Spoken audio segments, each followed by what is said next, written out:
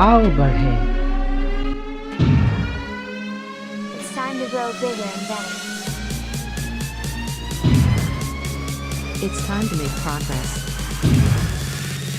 It's time to achieve big.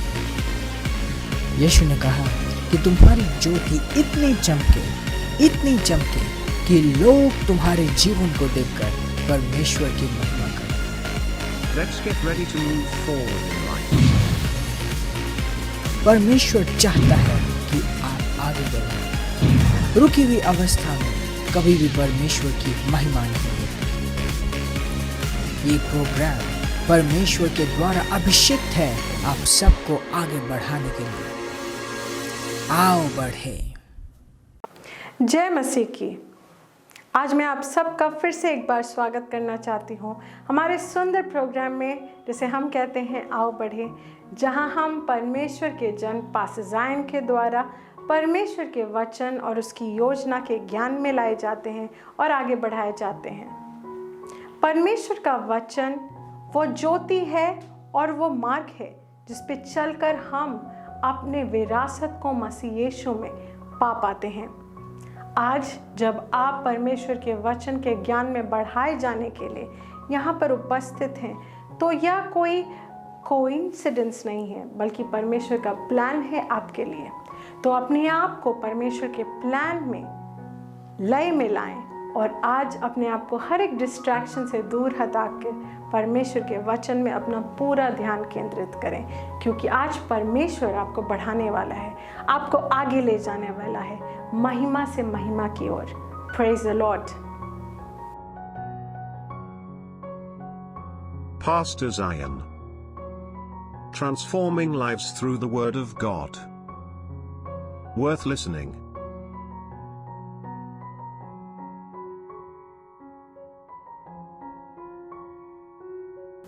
Praise the Lord.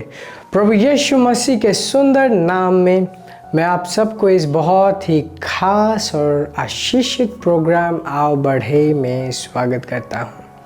आइए इस वक्त की शुरुआत हम प्रार्थना से करते हैं। धन्यवाद पिता प्रभु यीशु मसीह के नाम में। तू सुंदर है, तू अच्छा है, तू भला है। धन्यवाद देते हैं तुझे।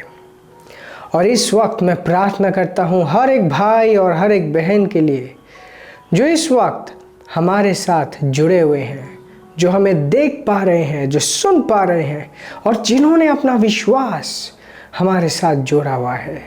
मैं प्रार्थना करता हूँ कि तेरा वचन इनके जीवन में अनुग्रह लेके आने पाए। इनका हृदय और इनकी आत्मा खुली रहे तेरे वचन को विश्वास, आनंद और अनुग्रह के साथ ग्रहण करने के लिए। धन्यवाद पिता। मैं प्रार्थना करता हूँ कि इनका जीवन पहले जैसे ना रहे, प्रभु यीशु मसीह के नाम में। Amen, amen, amen. Praise the Lord. आज एक बहुत ही सुंदर और बहुत ही इम्पोर्टेंट विषय के ऊपर हम परमेश्वर के वचन से कुछ देखेंगे। इनफैक्ट ये एक सीरीज़ होने वाला है, बहुत सारी चीज़ें इस सब्जेक्ट के ऊपर कवर्ड होंगी। तो आज का विषय है basics of a divine life. Divine life मतलब दिव्य जीवन। दिव्य जीवन की मूल बातें, दिव्य जीवन की मूल चीज़ें। बहुत इम्पोर्टेंट है कि हम अपने इस नए आत्मिक जीवन में सही समझ के साथ, सही नॉलेज में, सही ज्ञान में आगे बढ़ें। जब हम प्रभु यीशु मसीह में आते हैं, बहुत बार ऐसा होता है कि पुराने जीवन से बहुत सारे कॉन्सेप्ट्स हम इसमें अप्लाई करते हैं, अनजाने में, ना समझी में। परंतु परमेश्वर का धन्यवाद हो कि उसने हमें अपना वचन दिया है। उस वचन के द्वारा हम स्पष्ट होने पाते हैं, इस आत्मिक जीवन में उन्नति कर पाते हैं। तो हम जब नए जन्मते हैं, प्रभु यीशु मसीह में आते हैं, प्रभु यीशु मसीह को अपने जीवन का प्रभु घोषित करते हैं, वो एक समय होता है हमारे आत्मा में नया जन्म होता है।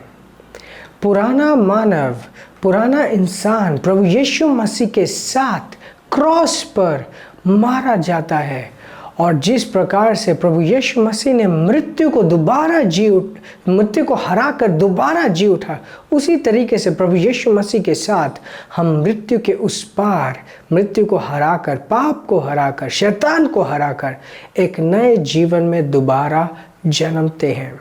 और इस जीवन में हम परमेश्वर की सृष्टि नहीं परंतु परमेश्वर के संतान कहलाए जाते हैं।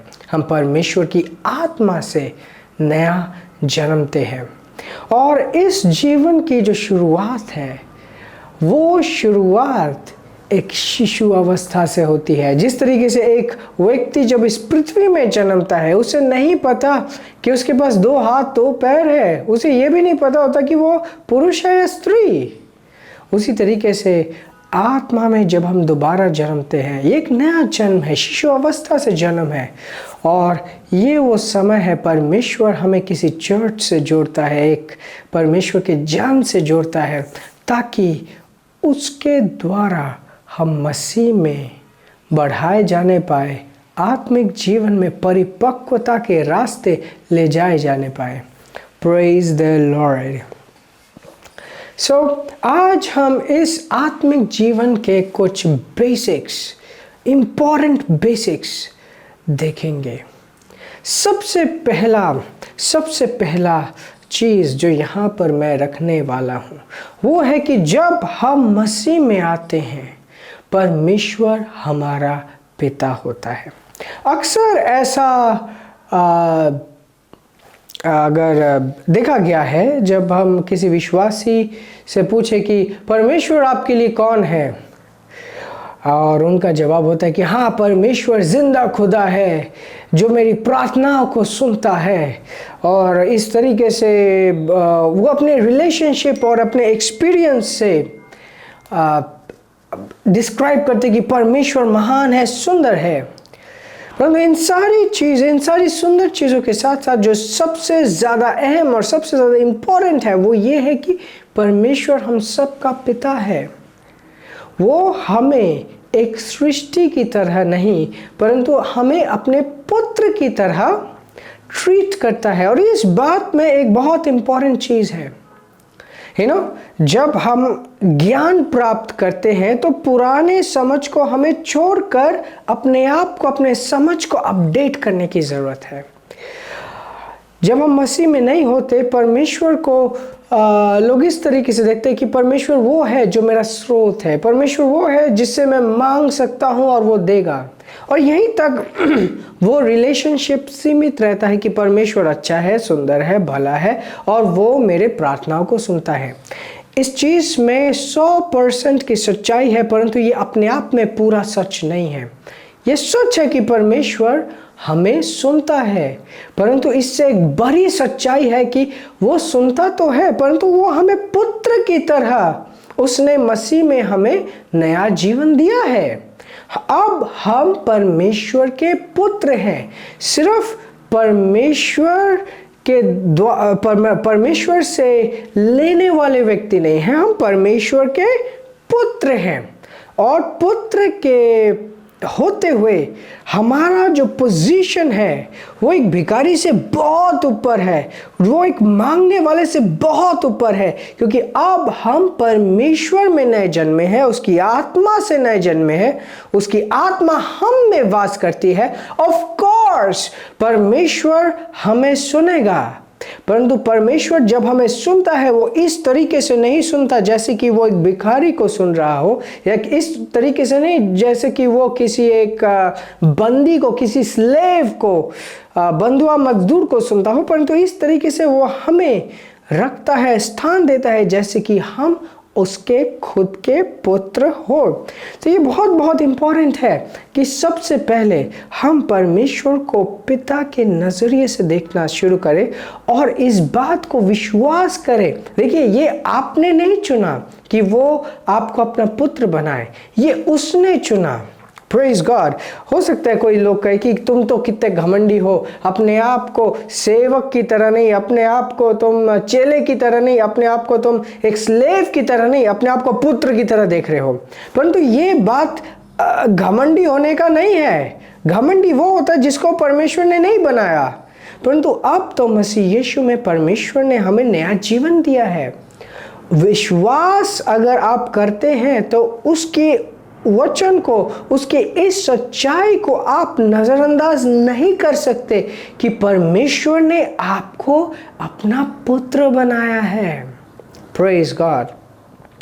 अक्सर बहुत बार परमेश्वर के सामने लोग गिड़गिड़ाते हैं, रोते हैं और कई दिनों से, कई वर्षों से प्रार्थना करते हैं, और अक्सर देखा गया है कि ऐसे लोग अपने जीवन में रिजल्ट्स नहीं प्रोड्यूस कर पाते, और जो चीज़ उन्हें रोकती है वो ये है कि ये समझ, उनका विश्वास काम नहीं करता। वो उस उम्मीद में है परंतु उनका विश्वास वचन के साथ लेवल में नहीं है, उनका विश्वास वचन के साथ एट पार्ट नहीं है, और वचन के बगैर विश्वास भी नहीं है। विश्वास वचन को सुनकर आता है, विश्वास वचन को हाँ बोल के आता है। परमेश्वर जो कहते हैं और जब आप उसको हाँ और हाँ में मानते हो कि हाँ ये सच है, वही तो विश्वास है। अब मैं एक स्क्रिप्चर आपके सामने रखूँगा, और ये है पहला यूहन्ना 5वां अध्याय और 14 आयत से पढ़ूंगा। और ये कहते हैं, and this is the confidence that we have in him, that if we ask anything according to his will he heareth us. वो कहते हैं कि ये आत्मविश्वास, ये विश्वास, ये यकीन हम में है कि अगर कोई भी चीज़ उसके इच्छा के अनुसार हम मांगेंगे तो वो हमें सुनेगा। Praise God. उसके इच्छा के अनुसार मांगेंगे तो हमें वो सुनेगा। और उसके बाद वर्स 15 कहता है, and if we know that he hears us whatsoever we ask, we know that we have the petition that we desire of him. Praise God. वैसे अगर हमें पता है कि वो हमें सुन रहा है तो हमें ये बात की भी यकीन है कि जो भी चीज़ हमने मांगी है वो हमें मिल जाएंगी।